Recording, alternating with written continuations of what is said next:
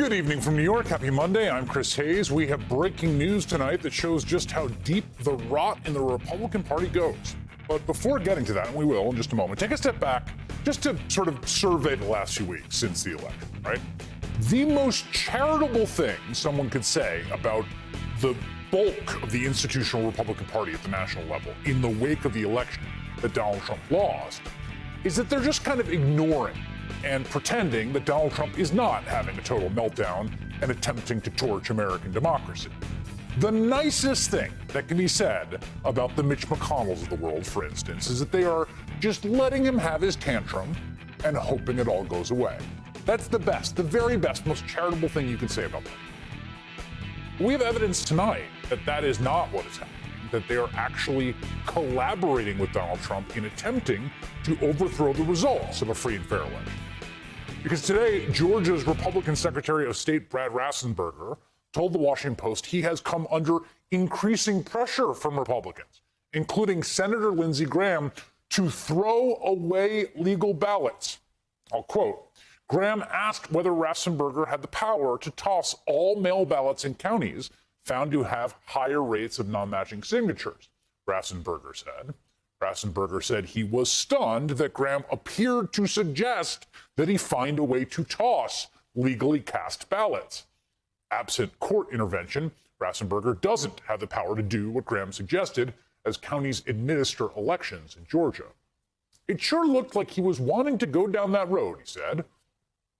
The Republican Secretary of State in Georgia says that South Carolina Republican Senator Lindsey Graham, the chair of the Senate Judiciary Committee, pressured him to dump legally cast ballots in a state where Donald Trump is losing by a relatively narrow margin. Now, Graham told a Wall Street Journal reporter tonight, quote, that's ridiculous. What I'm trying to find out was, how do you verify signatures for mail-in ballots in these states? I thought it was a good conversation. I'm surprised to hear him characterize it that way. Okay, but what on earth was the senator from South Carolina and the chair of the Judiciary Committee doing talking to a state election official in Georgia amidst a presidential recount? Mark Elias, the lawyer who has been fighting against Republican legal challenges across the country, responded to the story saying, quote, this is both outrageous and should be investigated by the Senate Ethics Committee. Now, as you'll remember, on election night, it did look like President Trump was winning in Georgia, though the New York Times Needle predicted otherwise late in the night.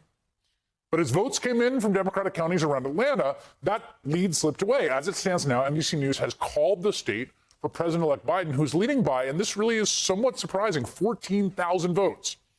And the state's two incumbent senators are both headed to a runoff election on January 5th.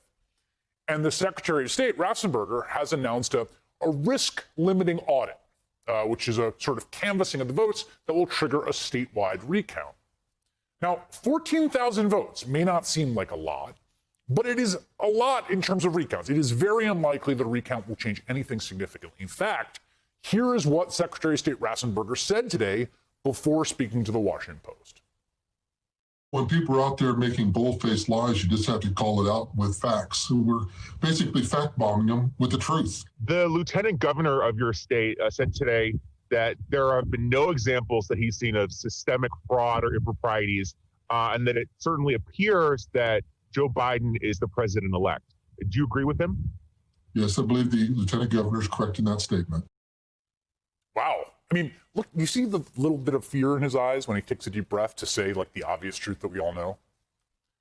The general complaint from Donald Trump and his allies seems to be, how dare you not fix us in election in our favor, fellow Republican? And rather than accept the very plain results of the presidential election, the Republican Party has resorted to eating their own and now just, like, flirting with outright criminal behavior, lawless yanking away at an election result.